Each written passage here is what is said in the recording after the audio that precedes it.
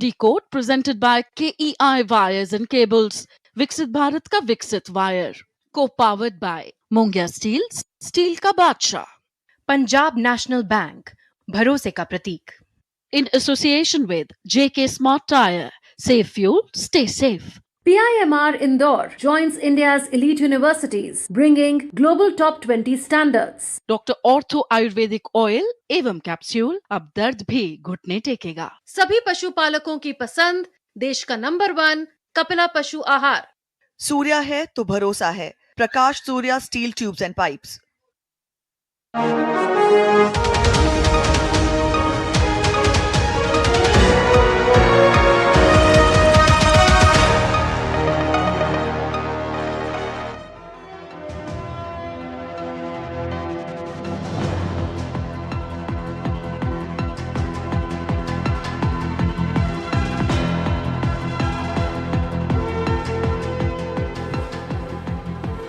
नमस्कार, मैं हूं सुधीर चौधरी और डिकोड में आपका स्वागत है। तो आइए आज की खबरों को आपके लिए डिकोड करते हैं।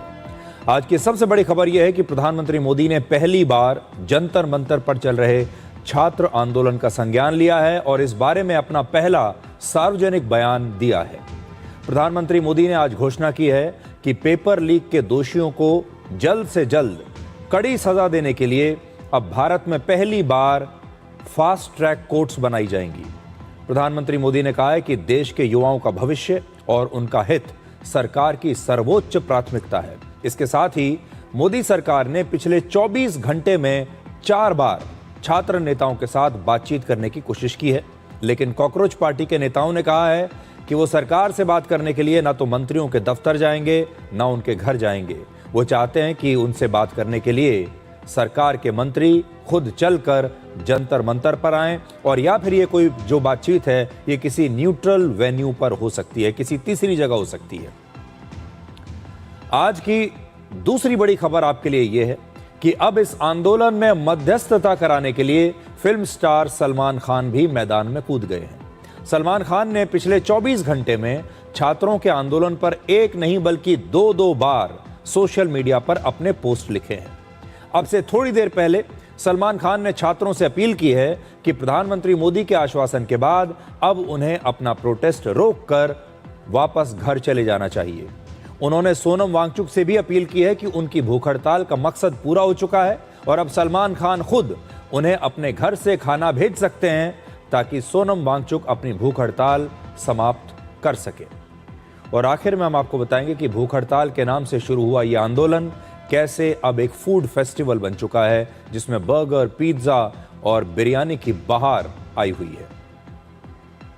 लेकिन इस समय की एक बहुत बड़ी खबर आपके लिए यह है कि कई बार जब कोई आंदोलन चल रहा होता है तो जरूरी नहीं कि आंदोलन करने वाले लोग सिर्फ सरकार की ही बात माने, नेताओं की ही बात माने। कई बार इसमें दूसरे चैनल्स भी काम आते हैं। तो पिछले 24 घंटों में फिल्म अभिनेता सलमान खान ने छात्र आंदोलन पर 2 बार सोशल मीडिया पर पोस्ट लिखे हैं। अब से थोड़ी देर पहले अपने लेटेस्ट पोस्ट में सलमान खान ने कहा है कि सभी छात्रों को अपना आंदोलन खत्म करके अपने घर लौट जाना चाहिए क्योंकि प्रधानमंत्री मोदी ने भरोसा दे दिया है कि पेपर लीक के दोषियों के खिलाफ सख्त कार्रवाई होगी और उन्हें प्रधानमंत्री मोदी पर पूरा भरोसा है। उनका ये जो पोस्ट है ये मैं अभी अपने साथ लेकर आया हूं, आपकी स्क्रीन पर भी है। लेकिन आज इस पोस्ट के जो मायने हैं वो हमें समझने होंगे। और सलमान खान ने थोड़ी देर पहले ये लिखा है, जो उन्होंने 7:40 पर आज शाम को उन्होंने लिखा है और वो कह रहे हैं कि the honourable prime minister has tweeted and I am sure that he will take strict action against all those people who are responsible for this leak. So students, please go back to your parents and homes. तो सलमान खान कह रहे हैं कि प्रधानमंत्री मोदी ने आश्वासन दिया है कि वो सख्त कार्रवाई करेंगे, इसलिए छात्रों से वो कह रहे हैं कि आप अब इस प्रोटेस्ट को खत्म करके अपने माता पिता के पास, अपने परिवार के पास वापस अपने घर चले जाइए। और देखिए एक और बड़ी इंटरेस्टिंग चीज उन्होंने आगे लिखी है सोनम वांगचुक के लिए। वो लिख रहे हैं, Sonam, it's done bro, don't extend this, keep the spirit for another day if there be a need which I doubt and eat something if you want will send you food from home. तो सोनम को वो bro कहकर बुला रहे हैं, कह रहे हैं सोनम इट्स डन ब्रो, मतलब भाई अब बहुत हो गया, अब आप अपना ये भूख हड़ताल समाप्त कर दीजिए और अगर आपके अंदर ये जो ताकत बची है, ये जो जज्बा आपका है, इसे फिर और किसी दिन के लिए बचा कर रखिए। हालांकि मुझे लगता है इसकी आगे कोई आवश्यकता पड़ेगी नहीं। और वो कह रहे हैं कि अब आप कुछ खा लीजिए और अगर आप चाहते हैं तो मैं अपने घर से आपके लिए स्पेशली खाना भेज सकता हूं, आप वो खाना खाइए और अपनी इस भूख हड़ताल को समाप्त कर दीजिए। सलमान खान ने ये क्यों कहा है आपको बताते हैं। वो इसलिए कहा क्योंकि आज सुबह प्रधानमंत्री मोदी ने एक पोस्ट में यह लिखा कि पेपर लीक के दोषियों को जल्द ही कड़ी सजा देने के लिए अब भारत में पहली बार फास्ट ट्रैक कोर्ट्स बनाई जाएंगी। अब आप प्रधानमंत्री मोदी का ये पोस्ट आप देख सकते हैं जो उन्होंने आज लिखा है, जिसमें उन्होंने बिल्कुल साफ आश्वासन दिया है छात्रों को। और उनका पोस्ट भी मैं आपको पढ़कर सुना देता हूं। प्रधानमंत्री मोदी ने लिखा है, देश के युवाओं का हित और उनका भविष्य हमारी सर्वोच्च प्राथमिकता है। पेपर लीक के सभी मामलों में दोषियों को जल्द से जल्द कठोर दंड देने के लिए केस के त्वरित निस्तारण के लिए फास्ट ट्रैक कोर्ट्स का गठन किया जाएगा। और फिर वो आगे कहते हैं, विद्यार्थियों के हितों को सुरक्षित करने के लिए सरकार द्वारा लिए जा रहे निर्णयों की श्रृंखला में एक महत्वपूर्ण कदम है। युवाओं के भविष्य के साथ खिलवाड़ करने वाले किसी भी व्यक्ति को बख्शा नहीं जाएगा। तो प्रधानमंत्री ने यह आश्वासन दिया और यह प्रधानमंत्री ने पहली बार सार्वजनिक रूप से इस छात्र आंदोलन के बाद अपना कोई बयान दिया है और इस छात्र आंदोलन का उन्होंने पहली बार इस तरह से संज्ञान लिया है और ये इतनी बड़ी घोषणा की है। अब देखिए, इस घोषणा के बाद सलमान खान 7:40 पर लिखते हैं कि भाई अब इस हड़ताल को समाप्त कर दीजिए। सोनम वांगचुक को लिखते हैं कि ब्रो इट्स डन, हो गया यार अब तुम्हारा काम, अब जो तुम चाहते थे वो आप सब ने हासिल कर लिया है, अब आप हड़ताल समाप्त कीजिए और घर जाइए, मैं अपने घर से आपको खाना बनवा कर भेजता हूं। सलमान खान की उम्र है 60 साल और सोनम वांगचुक की उम्र है 59 साल।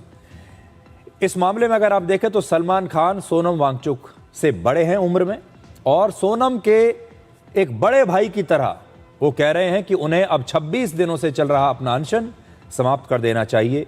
सलमान खान के मुताबिक छात्रों की पढ़ाई और उनकी सुरक्षा दोनों हमारी सबसे बड़ी प्राथमिकता हैं, इसलिए ना तो छात्रों को चिंता करने की जरूरत है और ना ही अब उनके माता पिता को चिंता करने की आवश्यकता है। यानी प्रधानमंत्री मोदी के पोस्ट के बाद सलमान खान ने एक नया पोस्ट करके छात्र आंदोलन को खत्म कराने की एक प्रकार से एक और नई कोशिश की है, या ये भी कह सकते हैं कि उन्होंने ये मध्यस्थता कराने की उन्होंने कोशिश की है। लेकिन जो उनका स्टाइल है, जैसे वो कहते हैं, सोनम इट्स डन ब्रो, अभी हो गया, अब आप समाप्त कीजिए अपना ये भूख हड़ताल और मैं अपने घर से आपको खाना भेजता हूं। तो ये तो सलमान खान का नया पोस्ट है जो मैंने आपको पढ़कर सुनाया। अब देखिए, छात्र आंदोलन पर सलमान खान ने जो अपना पिछला पोस्ट 22 जुलाई को सोशल मीडिया पर पोस्ट किया था और उन्होंने अपने पोस्ट में 2 बड़ी बातें लिखी थी जो उनका पिछला पोस्ट है। पहला कि पेपर लीक बहुत गंभीर समस्या है, उन्हें इस बात की खुशी है कि हमारे देश के छात्र बेहतर शिक्षा व्यवस्था की मांग के लिए एक साथ इकट्ठा हुए हैं। दूसरा, सलमान खान ने लिखा था कि पेपर लीक का मामला छात्रों और शिक्षा व्यवस्था के बीच का है, राजनीतिक फायदे के लिए यह आंदोलन हाईजैक नहीं होना चाहिए और इस आंदोलन का श्रेय सिर्फ और सिर्फ हमारे देश के छात्रों को मिलना चाहिए। इसका मतलब देखिए ये है, अगर हम सलमान खान के इस पोस्ट को भी डिकोड करें, हालांकि इस पोस्ट को कॉकरोच पार्टी अपनी बहुत बड़ी जीत मान रही है और उनका कहना है कि भाई सलमान खान का अगर हमें समर्थन मिल गया तो और क्या चाहिए। लेकिन सलमान खान, जहां उन्होंने ये कहा कि ये बात बिल्कुल सही है, छात्र जो आंदोलन कर रहे हैं सही कर रहे हैं, उनका मुद्दा बिल्कुल सही है और ये एक बहुत गंभीर विषय है पेपर लीक, लेकिन साथ ही उन्होंने एक बड़ी महत्वपूर्ण बात कही। उन्होंने कहा कि the issue is between the students and the educational system, it should not be hijacked politically. मुझे यह लगता है कि यह इशारा विपक्षी पार्टियों के नेताओं की तरफ है, विपक्षी नेताओं की तरफ है, जहां सलमान खान ये कह रहे हैं कि भाई ये मुद्दा जो है ये छात्रों और हमारी शिक्षा व्यवस्था के बीच का है। यानी ये समझ लीजिए छात्र और सरकार के बीच का मुद्दा है, और कुछ लोग इसे राजनीतिक रूप से हाईजैक करने की कोशिश कर रहे हैं। ऐसा नहीं होना चाहिए। इस पूरे आंदोलन का श्रेय सिर्फ छात्रों को जाता है, क्योंकि आपने देखा होगा कई नेता अब इसका श्रेय लेने की कोशिश कर रहे हैं। विपक्ष के नेता इस आंदोलन को हाईजैक करने की कोशिश कर रहे हैं। शायद उसी पर सलमान खान ने ये टिप्पणी की है। सलमान खान के इस पोस्ट को कॉकरोच पार्टी अपनी बहुत बड़ी जीत मान रही है। आज इस छात्र आंदोलन को 34 दिन बीत चुके हैं, लेकिन अभी तक सलमान खान के अलावा किसी भी इतने बड़े एक्टर ने इस विषय पर खुलकर अपनी राय नहीं रखी है। एक्टर्स तो आ रहे हैं, लेकिन सलमान खान के स्टैचर का कोई एक्टर या कोई इतना बड़ा सेलिब्रिटी अभी तक इस मामले में खुलकर नहीं आया। हालांकि सलमान खान ने खुद कभी ना तो नीट की परीक्षा दी है और ना ही वो कभी ऐसी किसी भी दूसरी परीक्षा में शामिल हुए हैं। सलमान खान खुद 12वीं पास हैं और वर्ष 1988 में कॉलेज में जाने के बाद ही कुछ दिनों के बाद उन्होंने पढ़ाई छोड़ दी थी। यानी आप कह सकते हैं कि वो एक कॉलेज ड्रॉप आउट हैं। हालांकि इसका ये मतलब नहीं है कि वो भारत की शिक्षा व्यवस्था पर टिप्पणी नहीं कर सकते या फिर छात्रों का समर्थन नहीं कर सकते। भारत के मिडिल क्लास, आम जनता, युवाओं और जेन ज़ी के बीच सलमान खान बहुत लोकप्रिय हैं। इसलिए इस विषय पर उनका कुछ भी कहना बहुत मायने रखता है, और जो छात्र आंदोलन कर रहे हैं वो सलमान खान की बात जरूर मानेंगे। उनके दिमाग पर सलमान खान की बातों का प्रभाव जरूर पड़ेगा, क्योंकि 60 वर्ष के सलमान खान बॉलीवुड के सबसे बड़े सुपरस्टार्स में से एक हैं। सलमान खान के इंस्टाग्राम पर लगभग 7 करोड़ फॉलोअर्स हैं, फेसबुक पर लगभग 5 करोड़ फॉलोअर्स हैं और एक्स पर 4 करोड़ लोग जो हैं वो उन्हें फॉलो करते हैं। यानी कुल मिलाकर सोशल मीडिया पर सलमान खान के लगभग 16.5 करोड़ फॉलोअर्स हैं। सोचिए, 16.5 करोड़। आज हम सलमान खान के बारे में एक बात जरूर कहना चाहेंगे कि इस पूरे विषय पर उन्होंने अपनी एक बहुत ही ईमानदार और पॉजिटिव राय रखी है, और भारत को दुनिया का सबसे बड़ा एजुकेशन हब बनाने की बात भी उन्होंने अपनी पोस्ट में कही है। मैं आपको बताना चाहता हूं उन्होंने क्या कहा है। Education should be the next trend and fashion and should get trendier and more fashionable year by year. इतना कि बाहर से लोग come to India to study and India becomes an educational hub. वो चाहते हैं कि भारत में एजुकेशन जो है वो इतनी फैशनेबल बन जाए, इतना ट्रेंड करने लगे कि बाहर से लोग अब पढ़ने के लिए भारत आएं और भारत दुनिया का एक बहुत बड़ा एजुकेशनल हब बन जाए। ये सलमान खान की इच्छा है, ये उनका सपना है जो उन्होंने आज लिखा है। आज सलमान खान ने उन स्ट्रगलिंग एक्टर्स, सेलिब्रिटीज और सोशल मीडिया इन्फ्लुएंसर्स को एक सबक दिया है। सलमान खान से पूरे देश के जो बड़े बड़े सेलिब्रिटीज हैं उन्हें सबक लेना चाहिए। ऐसे लोग जो पिछले 34 दिनों से सिर्फ आंदोलन के नाम पर या तो सिर्फ अपने व्यूज या लाइक्स बढ़ाना चाहते हैं, या फिर जंतर मंतर पर आकर सिर्फ इसलिए हाजिरी लगा रहे हैं ताकि उनके कुछ व्यूज और फॉलोअर्स बढ़ जाएं। लेकिन सलमान खान ने छात्रों को लेकर एक बहुत ही संतुलित बात कही है। आज सलमान खान ने जो बात कही वो असल में देश के जो बड़े लोग हैं, जिनका प्रभाव है देश के युवाओं के दिमाग पर, उन्हें ये बात पहले कहनी चाहिए थी। लेकिन हैरानी की बात यह है कि 34 दिन तक हमारे देश का कोई बड़ा सेलिब्रिटी, सलमान खान के बराबर के कद वाला कोई सेलिब्रिटी इस मामले में खुलकर सामने नहीं आया। और इसलिए सलमान खान की इस बारे में तारीफ करनी चाहिए, उनकी प्रशंसा करनी चाहिए। इस आंदोलन में मध्यस्थता का प्रस्ताव लेकर सलमान खान ने असल में पूरे देश से यह बाजी मार ली है। 2 पोस्ट करके सलमान खान ने रील और रियल सुपरस्टार का फर्क बता दिया है, और उनके इन दोनों पोस्ट की जबरदस्त चर्चा पूरे देश में हो रही है। एक नायक जो है वो कैसा होना चाहिए? फिल्म स्टार जो होता है, लोग उसे देखने के लिए आते हैं, बड़े पर्दे पर देखते हैं कि वो एक हीरो है, लेकिन क्या असल जिंदगी में भी ये हीरो अपनी जिम्मेदारी निभाते हैं? ये सलमान खान ने आज बताया है, और आज उन्होंने ये हिम्मत दिखाई कि वो इस विषय पर आएं, बोलें, चाहे उन्होंने जो भी बात कही हो, लेकिन वो खुलकर इस विषय पर सामने आए हैं। और सबसे बड़ी बात यह है, बहुत सारे लोग तो ऐसे हैं जो छात्रों को भड़का रहे हैं। वो छात्रों को एक प्रकार से ये कह रहे हैं कि आप संघर्ष करिए, हम आपके साथ हैं, ताकि ये मामला कभी सुलझे नहीं। लेकिन सलमान खान की जो अप्रोच है वो बिल्कुल अलग है। सलमान खान इस मामले को बढ़ाना नहीं चाहते, इसके सॉल्यूशन की बात कर रहे हैं, एक संतुलित बात कर रहे हैं। पहले उन्होंने छात्रों को कहा कि आप बिल्कुल ठीक कर रहे हैं, ये अच्छी बात है, आप कीजिए, और कितना बड़ा मुद्दा छात्रों ने ये उठाया है देश के सामने, उन्होंने समर्थन किया। और फिर दूसरी बार उन्होंने कहा कि भाई अब आप अपने घर चले जाइए, अब बहुत हो गया। और सोनम वांगचुक से भी वो कह रहे हैं कि आप अपनी जान अब और खतरे में मत डालिए, आप अपना भूख हड़ताल समाप्त कर दीजिए, मैं खुद आपको घर से खाना भेजता हूं। तो आज उन्होंने वाकई एक हीरो वाला काम किया है। 24 घंटे में सलमान खान के इन 2 पोस्ट्स को अगर हम मिला दें तो देखिए, एक्स पर 2 करोड़ व्यूज उन्हें मिले हैं, इससे आप अंदाजा लगा सकते हैं कि कितने लोकप्रिय हैं। और सलमान खान जो हैं अलग अलग जगह पर, जो अगर मैं देखूं 9:50 पर मैंने देखा था कि उन्हें कितने व्यूज मिले हैं, तो आप देखिए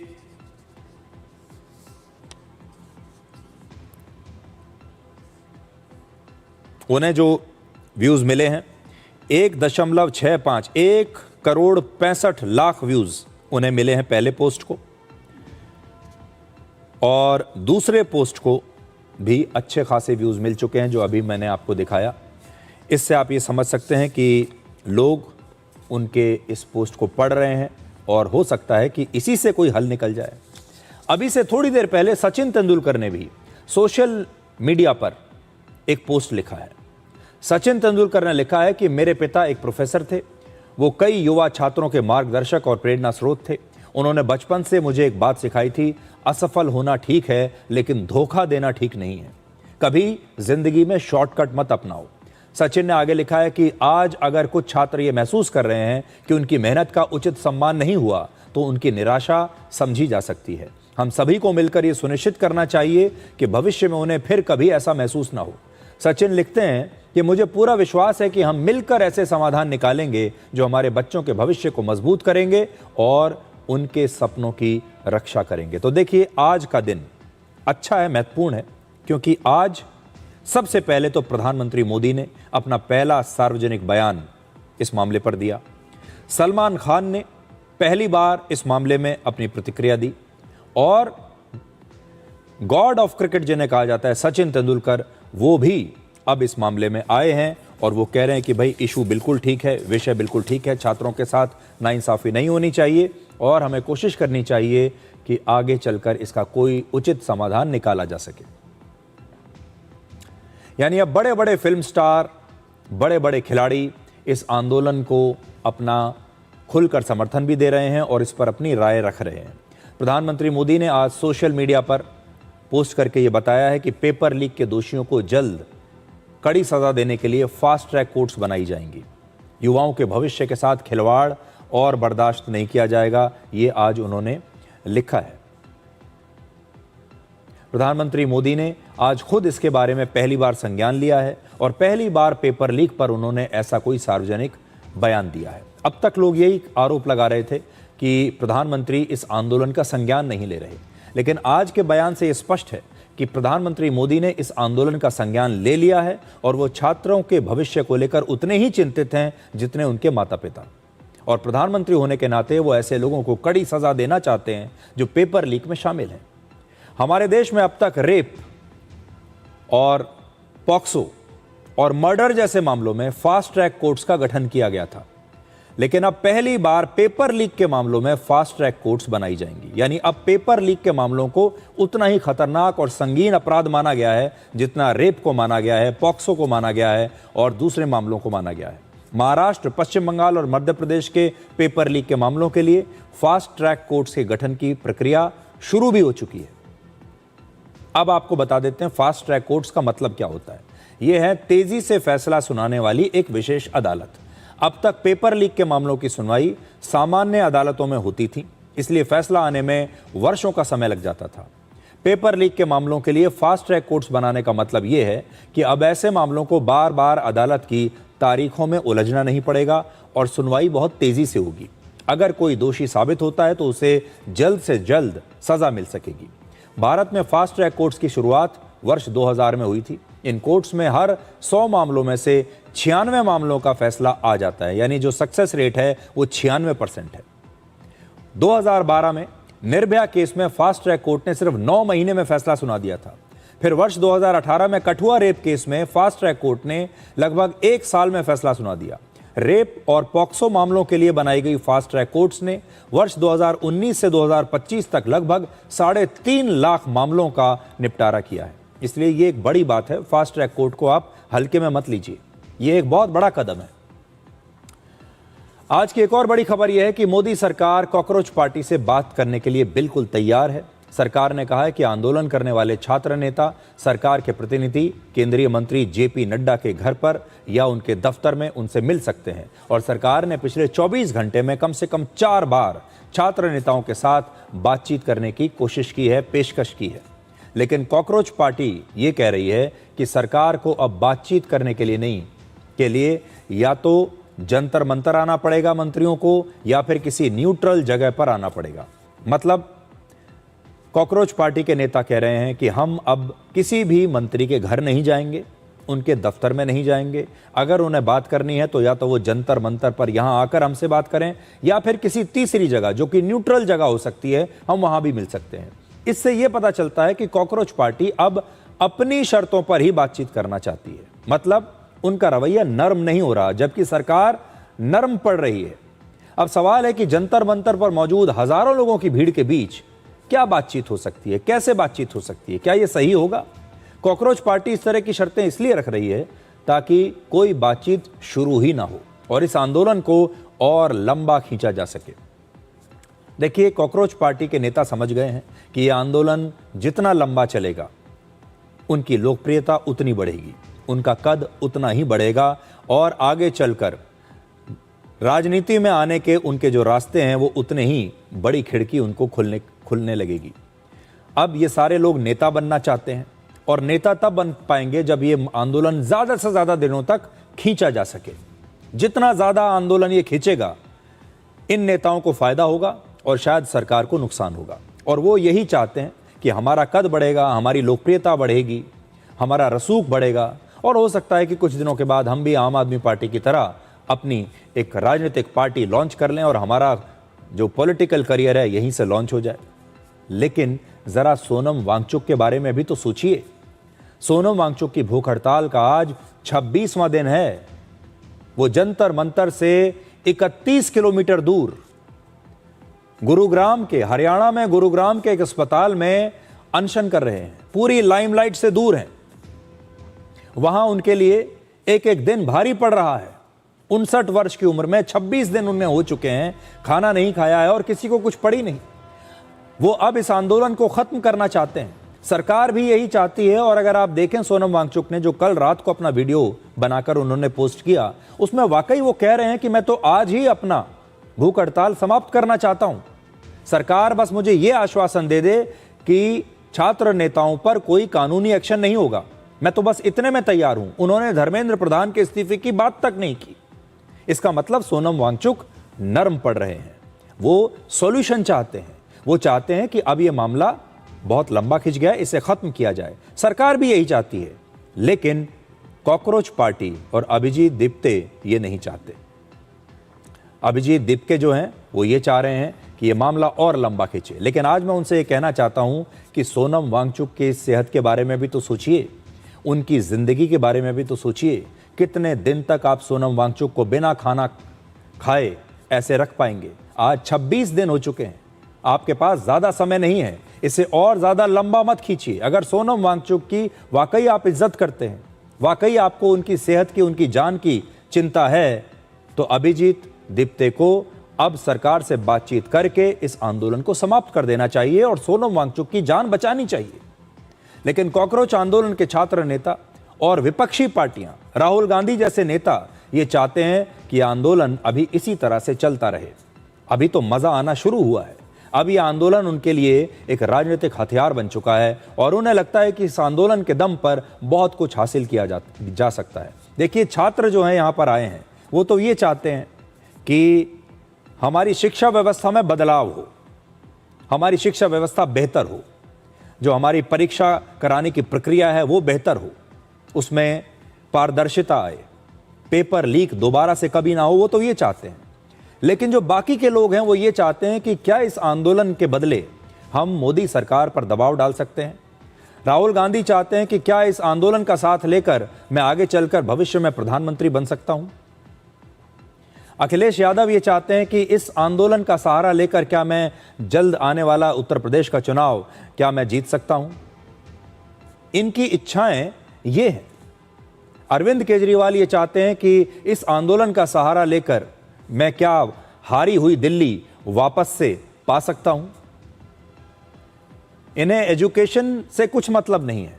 इनका मकसद है राजनीति के जरिए अपने अपने हितों को साधना, और वो तब होगा जब ये आंदोलन लंबा चलता चला जाएगा। आज कॉकरोच पार्टी ने ऐलान किया है कि वो कल से देश भर में आंदोलन करेगी। अब आप बातचीत पर कि बातचीत होगी नहीं होगी, कैसे होगी, सरकार और कॉकरोच पार्टी के जो बयान आए हैं अभी उन्हें सुनिए। हाँ, हम तैयार हैं। सर, कहाँ पे मुलाकात आपको लगता है? कहीं भी, कोई भी लोकेशन पे? हमारे रेजिडेंस में आए या फिर हमारे ऑफिशियल ऑफिस में जो हमारे मकान है। सो जो ऑफिशियल है सर वहाँ पर आने की ना। ठीक, हमने उनको कहा था पिछली बार, आपने हमको 5 घंटे बिठा कर रखा, 5 घंटे में से बस 10 मिनट ही बात करिए। ऐसा कौन करता है? पूरा टाइम वेस्ट करता है। एक तरफ बात करने के लिए बुलाया था, दूसरी तरफ बच्चों के ऊपर लाठीचार्ज करा था। तो अभी इसके बाद जो भी बात होगी वो जंतर मंतर पर। मुझे ऐसा लगता है कि जेपी नड्डा को राजनीति इतनी बुरी लगती है तो जेपी नड्डा राजनीति से संन्यास क्यों नहीं लेते? खुद संन्यास ले लो अगर राजनीति इतनी बुरी है। राजनीति आप लोग करो, इलेक्शन रैली आप लोग करते हो, वोट आप मांगते हो, हम नहीं मांग रहे। हम बच्चों के लिए न्याय मांग रहे हैं। हम तो अभिजीत दीपके से आज एक बार फिर से वही अपील करेंगे कि वो सोनम वांगचुक की जान को और ज्यादा खतरे में ना डालें। आज सोनम वांगचुक को भूख हड़ताल करते हुए 26 दिन बीत चुके हैं और वो अब और ज्यादा दिनों तक भूखे शायद नहीं रह पाएंगे।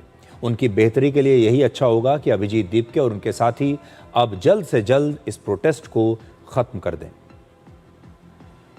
अब आपको ये दिखाते हैं कि कैसे ये आंदोलन आउट ऑफ कंट्रोल हो रहा है। एक दिन पहले ही जंतर मंतर और उसके आसपास के इलाकों में आंदोलन कर रहे प्रदर्शनकारियों ने कुछ पुलिस वालों की लिंचिंग करने की कोशिश की। प्रदर्शनकारियों के इस हमले में दिल्ली पुलिस के 3 एसीपी रैंक के अफसर और 2 इंस्पेक्टर सहित कुल मिलाकर 6 पुलिसकर्मी गंभीर रूप से घायल हुए हैं।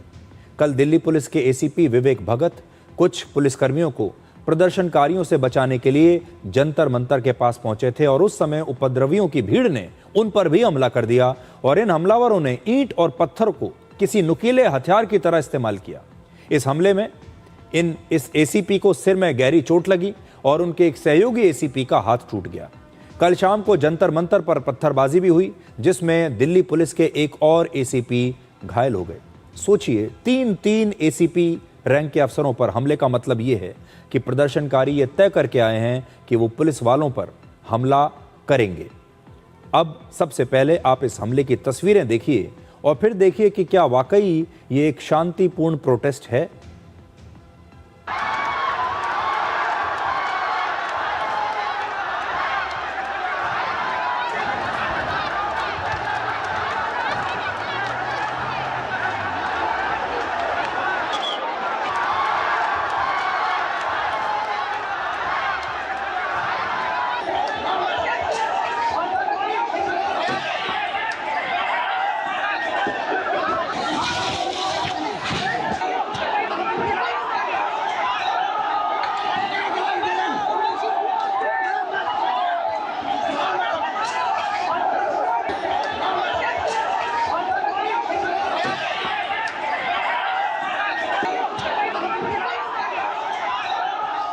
जैसे ही थोड़ी सी वहाँ पे हमारी पुलिस की स्टाफ आगे पीछे हुए, कुछ ने अपनी जान बचा के आगे हो गए और उनमें से एक को भीड़ ने ओवर पावर कर लिया। उसके सिर से खून निकल रहा था, पूरा मुंह खून से सन गया था। तो उसको वहाँ से रेस्क्यू करने के लिए मैंने इंटरवीन करने की कोशिश की। उसको 1-2 मीटर आगे भी लाए हम, बट भीड़ बहुत ज़्यादा थी, बहुत ज़्यादा उग्र थी। उन्होंने मेरे को भी ओवर पावर कर लिया। जब तक मैं खड़ा था तब तक सिचुएशन फिर भी ओके थी। भीड़ इतनी ज़्यादा उग्र थी, उन्होंने मुझे गिरा दिया और उसके बाद फिर हर मोमेंट पे बॉडी इम्पैक्ट्स चालू हो गए। इसमें लात थी, घूसे थे, डंडे थे, इवन नुकीली ईंटें भी थी। इस दौरान खूब सारी गंदी गंदी गालियाँ दी गई। पुलिस वालों को स्पेशली टारगेट करते हुए उनको आइसोलेट किया गया और उनके ऊपर हमला किया गया। एंड में तो ऐसा हो गया था कि एक तरफ ग्रिल थी और बाकी तीनों तरफ उग्र भीड़ थी। तो इतना होश था कि मैंने ये सोचा कि ग्रिल पे अपना सिर ना लगे, तो वहाँ अपने हाथ अड़ा दिए और पीछे से धड़ाधड़ लात घूंसे और डंडे बरस रहे थे। इस दौरान फिर मेरे को जो याद है, डीसीपी सर दिखे थे जो उस समय रात की शिफ्ट में थे, वो आए थे और फिर फाइनली उनके साथ में भीड़ से रेस्क्यू किया गया। जब हम संसद मार्ग पे पार्क होटल के आसपास जब पहुँचे तो तभी उन लोगों ने हमारे ऊपर बोटल्स फेंकना स्टार्ट कर दिया, फिर पत्थर फेंकना स्टार्ट कर दिया। Then they started shouting that कि मारो इन्हें मारो। तो जो हमारा स्टाफ था उनको उन्होंने मारना स्टार्ट कर दिया। तो उसमें से 3-4 लोग भाग गए थे, बट एक जो स्टाफ था हमारा फंस गया था और उसको वो सभी लोग मिलके मार रहे थे। तभी मैं और विवेक सर अंदर भीड़ में घुसे उन्हें बचाने के लिए। तो तभी उन्होंने विवेक सर और मुझे भी मारना स्टार्ट कर दिया। तो फिर तभी विवेक सर ने अपना जो डंडा है उसको फिराना स्टार्ट किया भीड़ को तितर बितर करने के लिए। पर हम तितर बितर करके थोड़ी ही दूर भाग पाए, पर हमें वापस से पकड़ लिया। विवेक सर को ज़्यादा लोगों ने गैदर कर लिया था, तो उनको काफ़ी इंजरीज आई है। उनका पूरा फेस खून से वो हो गया एंड पूरा उन्होंने नीचे गिरा के लातों से काफ़ी मारा है विवेक सर को। मैं इस साइड भगा था तो मुझे भी उन्होंने पीछे की तरफ से डंडे से मारा है और स्टोन्स वगैरह फेंके। अचानक से भीड़ आई और कुछ भी समझ में नहीं आया, उन्होंने दबोच लिया और इतना मारा कि बहुत ज़्यादा मारा। बहुत ज़्यादा थे, कम से कम होंगे 3-4 हज़ार से ज़्यादा थे। पत्थर थे, लाठी डंडे भी थे, चाकू भी ले रहे थे। फिर पता नहीं कहाँ होने में से कोई अच्छे लोग भी थे, उन्होंने बचाया। नहीं तो ऐसे धुन दिया आटे की तरह। वो सर फोड़ दिया, हाथ तोड़ दिया। सर में भी ग्रेवियस इंजरी है, 4 इंची घाव है। और मैं अपनी ड्यूटी पे जा रहा था वहाँ पर जंतर मंतर पर। जब संसद मार्ग पे सर वहाँ पहुँचा तो वहाँ पर करीब 2-2.5 हज़ार की भीड़ थी वहाँ। तो मुझे लगा कि मैं निकल जाता हूँ आराम से, तो मैं वहाँ निकला। उसके बाद वो लोग फिर एकदम से भड़क गए और मेरी तरफ आके बोले कि आंसू गैस का गोला छोड़ा है, हमारे पर हमला हो रहा है। तो मैंने कोई बात नहीं, आप आराम से रहो और मैं बात करता हूँ आगे जाकर। तो उन्होंने पीछे से सर मेरे लात मारी, घूंसे मारना स्टार्ट कर दिया। करीब 100-150 लोग थे जिन्होंने मेरे ऊपर हमला कर दिया और उनके हाथ में लाठी थी, डंडे थे, किसी के हाथ में कोई कड़ा था, जैसे कोई कड़ा वगैरह था। कुछ छोटे छोटे चाकू टाइप से भी थे उनके, जो मारना चाह रहे थे। मैं उनसे बच रहा था, डिस्टेंस था थोड़ा सा, तो मैं भागा वहाँ से, फिर गिरा। उन्होंने मेरा पीछा किया और मुझे मारा सर वहाँ पर। तो उसके बाद मैं आगे जब भाग के गया आगे, वहाँ पर पुलिस टीम थी तो जिन्होंने मुझे बचाया सर वहाँ पर। इस सारी की जो कहानियां अभी आपने सुनी, ये हमारे बहादुर पुलिस ऑफिसर्स और पुलिस कर्मियों का पक्ष है जो कहीं नहीं सुनाई दे रहा। इनका पक्ष कहीं नहीं आ रहा, ना सोशल मीडिया पर इनका पक्ष आ रहा है, ना मेन स्ट्रीम मीडिया पर, न्यूज़ चैनल्स पर इनका पक्ष आ रहा है। और लोग जो हैं, जो कहानी का जो दूसरा हिस्सा है वो देख नहीं पा रहे। हमारे देश में जितने भी फिल्म स्टार, बड़े बड़े सेलिब्रिटीज़ हैं, ये सभी लोग घायल छात्रों के समर्थन में सोशल मीडिया पर पोस्ट कर रहे हैं, उनके प्रति अपनी संवेदनाएं जता रहे हैं, कह रहे हैं कि ऐसा नहीं होना चाहिए, देखिए कैसे छात्रों को पीटा जा रहा है। लेकिन इसी हिंसा में जो पुलिसकर्मी, सुरक्षाकर्मी घायल हुए हैं, उनके लिए किसी ने ना तो अपना समर्थन दिखाया है, ना अपनी संवेदनाएं दिखाई हैं। सलमान खान, आलिया भट्ट, मीका सिंह और दूसरे कई फिल्म स्टार, सेलिब्रिटीज, खिलाड़ी छात्रों के समर्थन में आए हैं। लेकिन हैरानी की बात यह है कि इनमें से किसी ने भी अभी तक सुरक्षा कर्मियों के बारे में कुछ नहीं कहा। इनमें से बहुत सारे सेलिब्रिटीज को पुलिस की सुरक्षा मिली हुई है, दिन रात पुलिस की सुरक्षा में रहते हैं। हमारे देश में कितने ही ऐसे सेलिब्रिटीज हैं, फिल्म स्टार्स हैं, खिलाड़ी हैं, जिनकी सुरक्षा में पुलिस हमेशा लगी रहती है। कितने ऐसे लोग हैं जिनके घरों पर पुलिस की सुरक्षा लगी हुई है। जब ये लोग जो गायक हैं, बड़े बड़े स्टार्स हैं, अपने कॉन्सर्ट करते हैं, अपने बड़े बड़े प्रोग्राम्स करते हैं, तो यही पुलिस उनकी सुरक्षा में तैनात होती है। इनमें से हर व्यक्ति को ये बड़ा शौक रहता है कि जब वो किसी दूसरे शहर में ट्रैवल करे, कहीं भी जाए, तो ऐसे लोगों को पुलिस की सुरक्षा दी जाए, इन्हें पुलिस का प्रोटोकॉल दिया जाए, एयरपोर्ट पर पुलिस इन्हें रिसीव करे, उसके बाद इन्हें पूरी सुरक्षा के साथ गाड़ी तक छोड़कर आए, फिर आगे चल के रिसीव करे। वहाँ इनके लिए पुलिस बिल्कुल ठीक है, वहाँ ये सुरक्षाकर्मी इनके लिए बिल्कुल ठीक हैं। इन सबको पुलिस की सुरक्षा चाहिए। सरकार को आवेदन देते हैं, चिट्ठियां देते हैं कि हमारी सुरक्षा बढ़ा दीजिए, यही पुलिस को हमारे साथ लगा दीजिए। लेकिन जब इन पुलिस वालों पर हमला होता है तो ये सारे के सारे लोग चुप बैठे हैं। दुख इस बात का है कि वर्षों से पुलिस की सुरक्षा और पुलिस के प्रोटोकॉल का लाभ उठाने के बाद भी इतने बड़े बड़े सेलिब्रिटीज में से किसी ने भी घायल पुलिस वालों और उनके परिवारों के लिए कोई संवेदना नहीं दिखाई। आखिरकार आज दिल्ली पुलिस ने ही सोशल मीडिया पर लिखा कि पुलिस की वर्दी के पीछे भी एक इंसान होता है, एक धड़कता दिल होता है, उसका परिवार होता है। वर्दी पहनने का मतलब ये नहीं कि उस व्यक्ति को दर्द नहीं होता। ड्यूटी पर तैनात पुलिसकर्मियों पर हमला बेहद निंदनीय और दुखद है। लोकतंत्र में सबकी अपनी अलग अलग राय हो सकती है, लेकिन हिंसा के लिए कोई जगह नहीं है, ये दिल्ली पुलिस ने आज लिखा है। और ये सब हमारे देश के लोगों को देखना चाहिए। A uniform does not make a person feel less pain। उसने अगर यूनिफॉर्म पहनी है पुलिस की, तो ये नहीं कि उसे दर्द नहीं होगा, उसे चोट नहीं लगेगी। उस पुलिस वाले के पीछे भी एक परिवार है, उसकी भी संवेदनाएं हैं, और वो सबसे बड़ी बात, अपनी ड्यूटी कर रहा है। कॉकरोच पार्टी के इस प्रोटेस्ट पर पूरी तरह से एक तरफा नैरेटिव अभी तक चल रहा है, चाहे वो सोशल मीडिया हो या मीडिया हो, जिसमें प्रदर्शनकारियों द्वारा हिंसा को जायज ठहराया जा रहा है। उनसे कोई सवाल नहीं पूछ रहा, लोग इसके बारे में बात ही नहीं करना चाहते। लेकिन जब पुलिस कानून व्यवस्था बनाए रखने के लिए लाठीचार्ज कर रही है, तो उसे लेकर हर जगह पुलिस की आलोचना हो रही है। जो लोग पुलिस की पिटाई कर रहे हैं, उनसे कोई सवाल नहीं। अब जरा कल्पना कीजिए कि सरकार अगर इस पूरे इलाके से, जहां पर प्रदर्शनकारी हैं, यहां से अगर पुलिस को पूरी तरह से हटा ले तो क्या होगा। अगर इस पूरे इलाके में आपको एक भी पुलिस वाला या सुरक्षा बल का जवान ना दिखाई दे, तो अंदाजा लगाइए इस पूरे इलाके में क्या स्थिति होगी। अराजकता फैल जाएगी।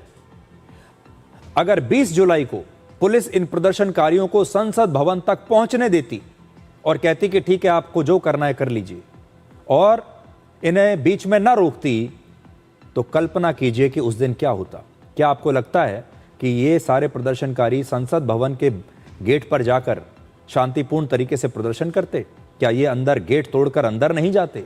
और अंदर जाने के बाद क्या करते, आप ये भीड़ देखकर अंदाजा लगा सकते हैं। इसलिए हमारे देश के इन ड्यूटी पर तैनात सुरक्षा बलों के लिए और पुलिस वालों के लिए भी आज आपको अपनी संवेदनाएं भेजनी चाहिए। हमारी तो हैं, और इसीलिए आज हमने आपको ये खबर दिखाई।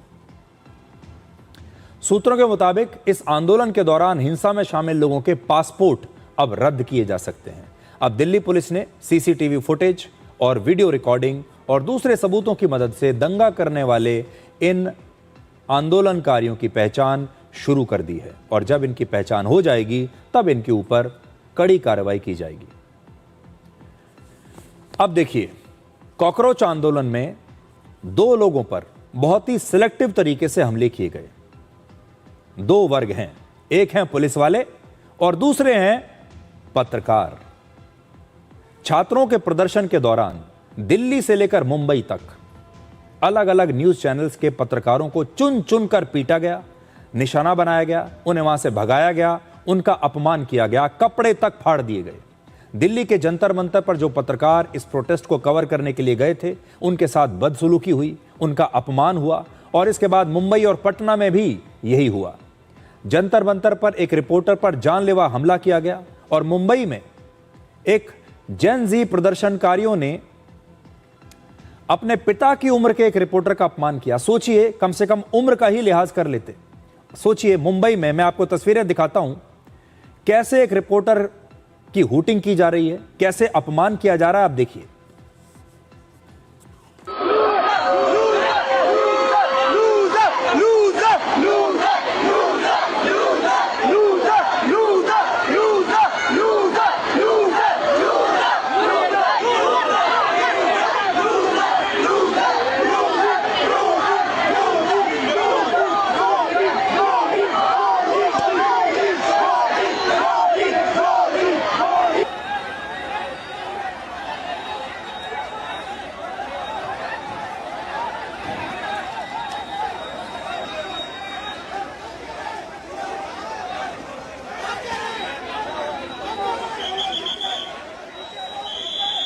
अलग अलग 6 दिशा से कुछ 100 मुक्के, लात, लाफे, पानी फेंकना, बॉटल्स फेंकना, मोबाइल, घड़ी, चश्मा सब छीन लिया उन लोगों। हाँ, और ये फाड़ दिया वो अलग। पुलिस वालों की तरह ये पत्रकार, ये रिपोर्टर्स भी अपनी ड्यूटी कर रहे हैं। और हमारे देश में जब कभी कहीं बाढ़ आती है, कोई आतंकवादी हमला होता है, कोई रेल दुर्घटना होती है, कोई बहुत बड़ा भूकंप आता है, कहीं कोई युद्ध शुरू हो जाता है, यही रिपोर्टर्स अपनी जान खतरे में डालकर आप तक खबरें पहुंचाते हैं। ये रिपोर्टर्स उस समय ना अपने जान के बारे में सोचते हैं, ना अपने परिवार के बारे में सोचते हैं, अपनी ड्यूटी निभाते हैं। दुनिया की सबसे मुश्किल जगहों पर ये रिपोर्टर्स जाते हैं ताकि आप तक खबरें पहुंच सकें। आपको अपने घर से हिलने की भी जरूरत नहीं और आपको हर जगह से लाइव रिपोर्टिंग मिल जाती है इन्हीं रिपोर्टर्स के जरिए। ये रिपोर्टर सर्दी, गर्मी, बरसात हर बार आपको आपकी स्क्रीन पर खड़े हुए मिलते हैं और हर जगह से, ऐसी मुश्किल जगहों से आपके सामने खबरें लेकर आते हैं। इस मामले में भारत के सारे मीडिया को एक साथ मिलकर इन घटनाओं का विरोध करना चाहिए था, लेकिन भारत के सारे न्यूज चैनल्स इस मुद्दे पर अपनी एकता नहीं दिखा पाए। अगर भारत के तमाम न्यूज चैनल्स चाहते तो पत्रकारों पर हमले के बाद इस विरोध प्रदर्शन का बहिष्कार कर सकते थे, मिलकर कोई एक फैसला ले सकते थे। वो कॉकरोच पार्टी पर दबाव बना सकते थे कि जब तक कॉकरोच पार्टी उनके पत्रकारों की सुरक्षा को सुनिश्चित करने का आश्वासन नहीं देती, तब तक किसी भी न्यूज चैनल का कोई पत्रकार वहां पर इस प्रोटेस्ट की रिपोर्टिंग करने के लिए नहीं जाएगा। भारत के मीडिया संस्थानों और पत्रकारों के अलग अलग एसोसिएशंस को वकीलों और डॉक्टरों से सबक लेना चाहिए। आपने देखा होगा, अगर किसी एक वकील के साथ कभी कोई दुर्व्यवहार हो जाता है तो सारे के सारे वकील एक हो जाते हैं और हड़ताल कर देते हैं। इसी तरह जब किसी डॉक्टर के साथ कहीं पर कोई दुर्व्यवहार होता है तो तमाम डॉक्टर्स अपने उस डॉक्टर साथी के पीछे आकर खड़े हो जाते हैं, उसका समर्थन करते हैं। लेकिन इन पत्रकारों का दुर्भाग्य देखिए कि इनका साथ देने के लिए इनके अपने ही पेशे के लोग इनके पीछे आकर खड़े नहीं होते, इनका समर्थन नहीं करते। हालांकि कुछ पूर्व पत्रकार जो फेल हो चुके हैं, जिनके पास नौकरियां नहीं हैं, वो सोशल मीडिया पर पोस्ट करके न सिर्फ प्रदर्शनकारियों को भड़का रहे हैं, बल्कि इसके लिए मीडिया को ही दोषी ठहरा रहे हैं। इस तरह की बातें लिखकर ये तमाम पूर्व पत्रकार जंतर मंतर से रिपोर्टिंग करने वाले पत्रकारों की जान को खतरे में डाल रहे हैं। ये प्रदर्शनकारियों को उकसा रहे हैं। जो प्रदर्शनकारी हिंसा कर रहे हैं उन्हें यह बताने की कोशिश कर रहे हैं कि आप बिल्कुल ठीक कर रहे हैं। ये वो पूर्व पत्रकार हैं जो एक जमाने में बड़े बड़े मीडिया संस्थानों में काम किया करते थे और खुलकर अपना एजेंडा चलाया करते थे। फिर ये एक्सपोज हुए, इनकी नौकरियां चली गई क्योंकि इनका परफॉर्मेंस थर्ड क्लास था। कोई भी चैनल इन्हें अपने साथ अब नौकरी पर नहीं रखना चाहता, इनके पास कोई नौकरी नहीं। और आज के समय में इस प्रकार के जो पूर्व पत्रकार हैं ये पूरी तरह से अप्रासंगिक हो चुके हैं और मजबूरी में इन सब को एक यूट्यूबर बनना पड़ा। अब ये सभी लोग अपने एक एक कमरे के छोटे छोटे यूट्यूब के स्टूडियोज में बैठकर दिन रात मेन स्ट्रीम मीडिया को ये बदनाम करते हैं और ऐसी बातें करके अपने व्यूज़ बढ़ाते हैं, अपने फॉलोअर्स बढ़ाते हैं और वायरल होने की कोशिश करते हैं, क्योंकि यही इनका बिजनेस मॉडल है। नौकरी इन्हें कहीं अभी मिलेगी नहीं, इसलिए ये भी क्या करें। लेकिन इन्हें यह देखना होगा कि जो बात आज खुलेआम बिना किसी कानून के, बिना किसी रोक टोक के ये बोलते हैं, क्या वो देश के लिए सही है, समाज के लिए सही है? अब ऐसे पूर्व पत्रकारों को आज की मीडिया और रिपोर्टर्स में ये सारी खामियां दिख रही हैं। ये कमाल की बात है। कहते हैं एक तस्वीर 1000 शब्दों के बराबर होती है, इसलिए आज हम आपको कॉकरोच आंदोलन का सच दिखाने के लिए एक तस्वीर दिखाना चाहते हैं। ये तस्वीर हमने वैसे तो AI से बनवाई है, सांकेतिक तस्वीर है। आप इस तस्वीर को ध्यान से देखिए। इस तस्वीर से आपको कॉकरोच आंदोलन में भूख हड़ताल का पूरा सच समझ में आएगा। 59 वर्ष की उम्र में सोनम वांगचुक पिछले 26 दिनों से भूख हड़ताल पर हैं। 26 दिन से इस व्यक्ति ने कुछ नहीं खाया, लेकिन जो आंदोलन उनकी भूख हड़ताल के नाम पर शुरू हुआ था, अब वहां जमकर पार्टी चल रही है। जंतर मंतर पर जिस आंदोलन की शुरुआत भूख हड़ताल से हुई थी, वही आंदोलन अब एक फूड फेस्टिवल बन चुका है। जंतर मंतर की तस्वीरों को देखकर ऐसा लगता है कि वहां जैसे कोई पिकनिक चल रही हो और भूख हड़ताल तो सिर्फ एक दिखावा है। भूख हड़ताल सिर्फ सोनम वांगचुक के लिए है, बाकी किसी के लिए नहीं। अलग अलग फूड डिलीवरी ऐप से लगातार खाने के ऑर्डर्स दिए जा रहे हैं और सैकड़ों food delivery agents Jantar Mantar पर फास्ट फूड लेकर लगातार खाना पहुंचा रहे हैं। चारों तरफ खाने के पैकेट्स बांटे जा रहे हैं। प्रदर्शनकारी पिज्जा, बर्गर और बिरयानी खा रहे हैं। हर 2 घंटे में नया खाना आ जाता है। सोशल मीडिया इन्फ्लुएंसर्स यहां फूड स्टॉल्स पर जाकर खाने पीने के वीडियोस बना रहे हैं कि देखिए यहां बिरयानी मिल रही है, यहां पिज्जा मिल रहा है, यहां बर्गर मिल रहा है। ये अकेला ऐसी भूख हड़ताल होगी। आपने इससे पहले दुनिया में ऐसी कोई भूख हड़ताल नहीं देखी होगी। आपने जब ये भूख हड़ताल समाप्त होगी और जब प्रदर्शनकारियों का अगर वजन तौला जाए तो हो सकता है इनमें से ज़्यादातर लोगों के वजन इस भूख हड़ताल के बाद 4 से 5 किलोग्राम तक बढ़ चुके हों। अकेली भूख हड़ताल है ये, जहां पर सारे प्रदर्शनकारी अब भारी भरकम होते जा रहे हैं, जिनके सबके वजन बढ़ रहे होंगे क्योंकि ये ऐसे लोग हैं जो दिन में 4-4, 5-5 बार खा रहे हैं। सबसे बड़ी बात यह है कि जंतर मंतर पर खाना पहुंचाने के ऑर्डर्स बड़े पैमानों पर विदेशों से भी आ रहे हैं। हो सकता है कि विदेशों में भी इनके सिंपैथाइजर्स बैठे हों। कतर और अमेरिका जैसे देशों से भी लोग जंतर मंतर के लिए, इन प्रदर्शनकारियों के लिए ऑनलाइन फूड ऑर्डर्स करके इनके लिए खाना भेज रहे हैं। ये तो कहीं कतर से किसी ने बोला है, वहाँ पे जो भी स्टूडेंट वगैरह जो ब्रेकफास्ट वगैरह नहीं करे उनको दे देना जिनको जरूरत है। बहुत सारे ऑर्डर आते हैं, पूरे दिन भर के चक्कर यहीं का लगता है। ये मेरे पास ऑर्डर आया था BTW से, कमला नगर से, USA से किसी ने ऑर्डर किया था प्रोटेस्टर को देने के लिए, और मैं अभी इधर आया हूँ, दे दिया हूँ ऑर्डर और बाकायदा उनको वीडियो भी सेंड कर दिया हूँ। उनका नंबर भी भेजा था उन्होंने मैसेज पे। ऑर्डर दे के अब जा रहे हैं हम लोग। चाय है सर। किसका है क्या है कुछ नहीं पता? नहीं किसका है क्या है ये नहीं पता सर। उन्होंने बोला है कि जंतर मंतर पे जाके भाइयों को चाय दे दो जाके, बस। जंतर मंतर की ये तस्वीरें बता रही हैं कि आंदोलन का मंच अब धीरे धीरे एक फूड फेस्टिवल में बदल गया है।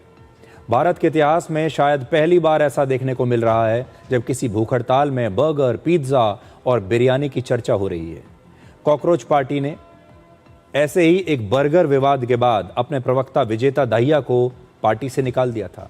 अब वही विजेता दाहिया ये कह रहे हैं कि इस भूख हड़ताल के दौरान ही अभिजीत दिपके कई बार खाना खा रहे थे। उनकी खाना खाते हुए कितनी ही तस्वीरें वायरल हुई जहां पर वो कचौड़ी खा रहे हैं, फास्ट फूड खा रहे हैं।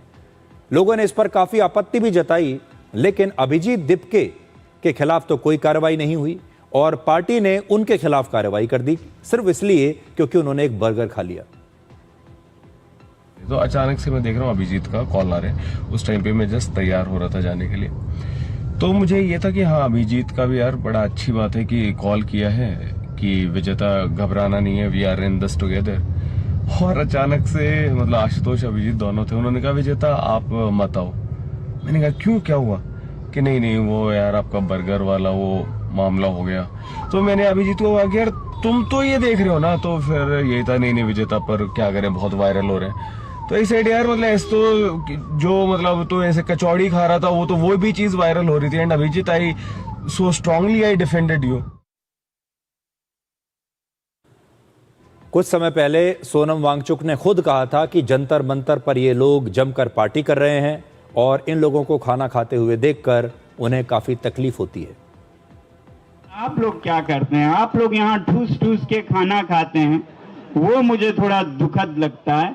मैं चाहता हूं कि आप लोग भी कम से कम एक दिन का अनशन करें। यहाँ जब आते हैं तो एक दिन का हमारे संवेदना में, सपोर्ट में दिन का कम से कम अनशन करें और जितना हो सके जो यहाँ उदारता से खाना देते हैं उनको दिन का खाना तो कम से कम न देना पड़े, शाम का आप खाएं।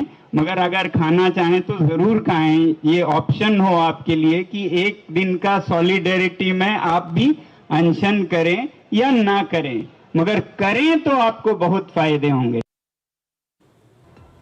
तो आज 59 साल के सोनम वांगचुक की ये तस्वीर हमने बताई है कि उन्हें कितना दर्द होता होगा, उन्हें कितना दुख होता होगा कि उन्होंने 26 दिन से खाना नहीं खाया और उन्हीं के नाम पर, उनके भूख हड़ताल के नाम पर जो आंदोलन चल रहा है, जिस आंदोलन के पोस्टर बॉय वो खुद हैं, और वहाँ जंतर मंतर पर इस तरह पार्टियाँ चल रही हैं, इस तरह फास्ट फूड चल रहा है, ये सोचकर उन्हें दुख तो ज़रूर होता होगा। और जैसा वो खुद कह रहे हैं कि अगर भूख हड़ताल का नाम लेकर आंदोलन हो रहा है तो कोई ये नहीं कह रहा कि आप खाना बिल्कुल ही मत खाइए, क्योंकि प्रदर्शनकारी अगर आए हैं खाना तो खाएंगे, हम भी ये कह रहे हैं खाना तो खाएंगे, लेकिन तब भी मौके की नज़ाकत तो देखनी होगी। खाना खाइए, एक बार खा लीजिए, 2 बार खा लीजिए, लेकिन इतना खाना और सिर्फ खाने के बारे में ही। अब ऐसा लगता है जब आप जाएंगे जंतर मंतर तो आपको ऐसा देखने को मिलेगा जैसे इट्स ऑल अबाउट फूड, ये सिर्फ खाने के बारे में है। छोटा सा ब्रेक हम ले रहे हैं और ब्रेक के बाद इस खाने पीने की ये जो पार्टी चल रही है, एक और पार्टी इसके साथ चल रही है। फूड फेस्टिवल तो है ही, एक रील्स फेस्टिवल भी चल रहा है, क्योंकि जंतर मंतर अब एक स्टूडियो बन चुका है जहां बड़ी संख्या में सोशल मीडिया इन्फ्लुएंसर्स आ रहे हैं, रील्स बना रहे हैं, वीडियोस बना रहे हैं। वो भी आपको दिखाएंगे ब्रेक के बाद।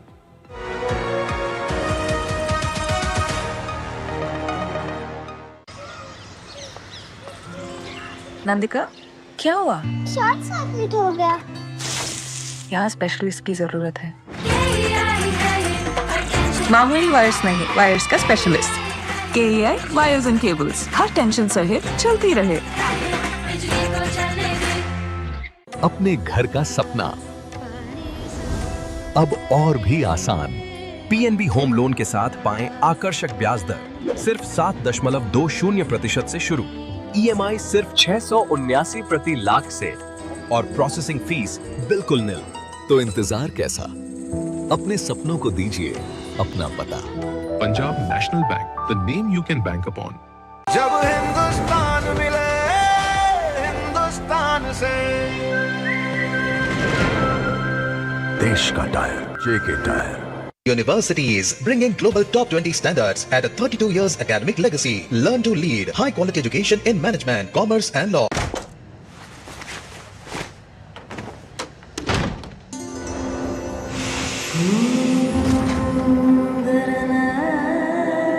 %100% शुद्ध सैंडलवुड ऑयल से बना, असली गुणों से भरपूर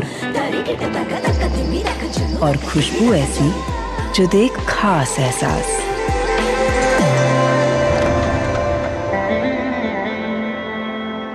मैसूर सैंडल सोप, मेरा royal beauty ritual. Hello madam, एक शानदार प्रीमियम ऑफर है आपके लिए। हर रोज नया नंबर था ना? हाँ, ब्लॉक करती हूँ पर अगले दिन फिर किसी और नंबर से कॉल आ जाती है। कैसे रुकेगा ये? ब्लॉक करने से नहीं रुकेगा, क्योंकि ये लोग हर बार अलग नंबर का इस्तेमाल करते हैं। आजकल स्पैम कॉलर्स मोबाइल नंबरों से फोन करते हैं और इसीलिए ब्लॉक करने पर भी रुकते नहीं। फोन पर ब्लॉक करने के बाद भी कुछ नहीं बदल रहा। बदलाव चाहिए तो ब्लॉक नहीं, रिपोर्ट करो। देखो, जब भी स्पैम कॉल आए, ट्राई DND ऐप में जाओ, उस कॉल को सिलेक्ट करो, कैटेगरी बताओ और रिपोर्ट करो। इतना सिंपल और असरदार भी। अगर हम सब मिलकर रिपोर्ट करेंगे तो ट्राई को स्पैम कॉल रोकने में सहयोग मिलेगा। और स्पैम मैसेजेस, उनका क्या? उन्हें भी कंट्रोल कर सकती हो। कौन से मैसेजेस चाहिए, कब चाहिए, ये सेट कर लो। मतलब कॉल ब्लॉक करना नहीं, रिपोर्ट करना है असली समाधान। अब स्पैम कॉल्स को रिपोर्ट करो और अपने और दूसरों के लिए भी रोको। ट्राई DND ऐप डाउनलोड करें और स्पैम कॉल्स को रोकने का स्मार्ट तरीका अपनाएं।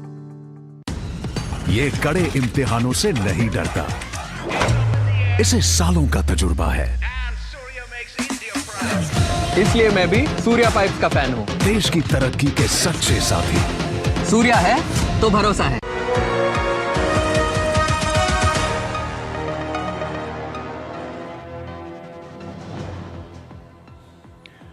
और अब से थोड़ी देर पहले सोनम वांगचुक ने एक सोशल मीडिया पर पोस्ट लिखा है और वो मैं आपको दिखा रहा हूं, जिसमें वो कह रहे हैं peace and only peace is my way. शांति और केवल शांति ही मेरा मार्ग है।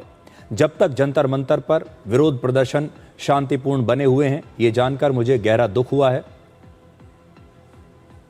While at Jantar Mantar the protests remain peaceful, I am pained to learn that elsewhere some anti-social elements are taking advantage of the peaceful protests to provoke violence. तो वो ये कह रहे हैं कि जंतर मंतर पर जो विरोध प्रदर्शन है वो तो शांतिपूर्ण है, बना हुआ है शांतिपूर्ण, लेकिन मुझे ये देखकर बहुत दुख हो रहा है कि दूसरी जगहों पर कुछ असामाजिक तत्व फायदा उठा रहे हैं इस प्रोटेस्ट का और वहां पर वो हिंसा कर रहे हैं। और फिर आगे वो ये कहते हैं, no matter what the other side does, our response must only be flowers. मतलब चाहे सामने वाला कुछ भी करे, हमारी तरफ से जवाब सिर्फ फूलों के रूप में दिया जाना चाहिए, हम सिर्फ फूल देना चाहते हैं। और वो फिर आगे कह रहे हैं सारे प्रदर्शनकारियों से कि कृपया करके हर हाल में इस परंपरा को आप बनाए रखिए। ये सोनम वांगचुक का लेटेस्ट नया ट्वीट है जो अभी उन्होंने दिया है। और अब उन्होंने भी एक बार कहा है कि मैं भी जो हिंसा हो रही है उससे मैं बड़ा परेशान हूँ और ऐसी हिंसा बिल्कुल नहीं होनी चाहिए। और इसीलिए उन्होंने प्रदर्शनकारियों को अपना एक नया संदेश ये दिया है। हालांकि वो ये कहते हैं, उन्होंने ये भी कहने की कोशिश की है कि ये जो हिंसा करने वाले लोग हैं ये प्रदर्शनकारी नहीं हैं, ये कोई एंटी सोशल एलिमेंट्स आ गए हैं बीच में जो हिंसा को फैला रहे हैं। एक छोटा सा ब्रेक और ब्रेक के बाद डिकोड जिंदगी में आपको दिखाएंगे आज का विचार।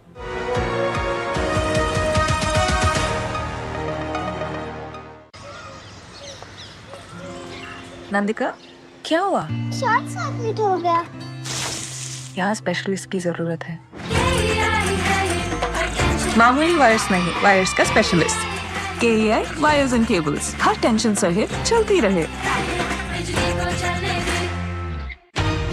इस देश की हर माँ, बच्चे, बूढ़े, जवान, खिलाड़ी, डॉक्टर, इंजीनियर, सबको गाय भैंस की दूध की शक्ति पर भरोसा है। पर जब इन पशुओं को कपिला पशु आहार मिलेगा तभी तो दूध सिर्फ ज्यादा ही नहीं, शक्ति से भरपूर भी होगा। कपिला पशु आहार, देश का नंबर 1 पशु आहार।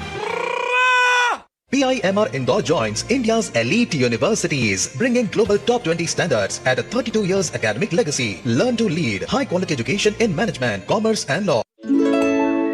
मेरा इन्वेस्टमेंट डूब गया। मेरे रिटर्न्स रुक गए। मेरा अकाउंट हैक हो गया। अब क्या करूं? कौन हेल्प करेगा? कहाँ करूं शिकायत? RBI के सचेत पोर्टल पर। क्या? Online frauds, fake investment schemes, unauthorised deposits और अन्य फाइनेंशियल क्राइम्स की शिकायत यहाँ करें, जिससे संबंधित संस्था तक भेजा जाएगा ताकि सही कार्यवाही हो। RBI कहता है, सचेत रहें, सुरक्षित रहें। हेलो मैडम, एक शानदार प्रीमियम ऑफर है आपके लिए। हर रोज नया नंबर था ना? हाँ, ब्लॉक करती हूँ पर अगले दिन फिर किसी और नंबर से कॉल आ जाती है। कैसे रुकेगा ये? ब्लॉक करने से नहीं रुकेगा, क्योंकि ये लोग हर बार अलग नंबर का इस्तेमाल करते हैं। आजकल स्पैम कॉलर्स मोबाइल नंबरों से फोन करते हैं और इसीलिए ब्लॉक करने पर भी रुकते नहीं। फोन पर ब्लॉक करने के बाद भी कुछ नहीं बदल रहा। बदलाव चाहिए तो ब्लॉक नहीं, रिपोर्ट करो। देखो, जब भी स्पैम कॉल आए, ट्राई DND ऐप में जाओ, उस कॉल को सिलेक्ट करो, कैटेगरी बताओ और रिपोर्ट करो। इतना सिंपल और असरदार भी। अगर हम सब मिलकर रिपोर्ट करेंगे तो ट्राई को स्पैम कॉल रोकने में सहयोग मिलेगा। और स्पैम मैसेजेस, उनका क्या? उन्हें भी कंट्रोल कर सकती हो। कौन से मैसेजेस चाहिए, कब चाहिए, ये सेट कर लो। मतलब कॉल ब्लॉक करना नहीं, रिपोर्ट करना है असली समाधान। अब स्पैम कॉल्स को रिपोर्ट करो और अपने और दूसरों के लिए भी रोको। ट्राई DND ऐप डाउनलोड करें और स्पैम कॉल्स को रोकने का स्मार्ट तरीका अपनाएं। ये कड़े इम्तिहानों से नहीं डरता, इसे सालों का तजुर्बा है। इसलिए मैं भी सूर्या पाइप्स का फैन हूँ। देश की तरक्की के सच्चे साथी। सूर्या है तो भरोसा है। नंदिका, क्या हुआ? शॉर्ट सर्किट हो गया। यहाँ स्पेशलिस्ट की जरूरत है। मामूली वायर्स नहीं, वायर्स का specialist. KEI wires and cables, her tension सहे चलती रहे।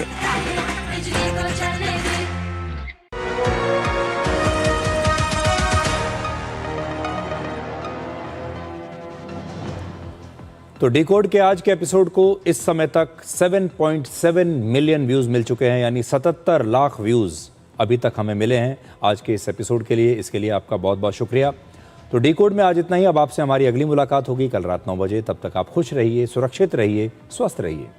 और कामयाब व्यक्ति अपने चेहरे पर 2 ही भाव रखते हैं, एक मुस्कुराहट मसलों को हल करने के लिए और दूसरी खामोशी मसलों से दूर रहने के लिए। नमस्कार।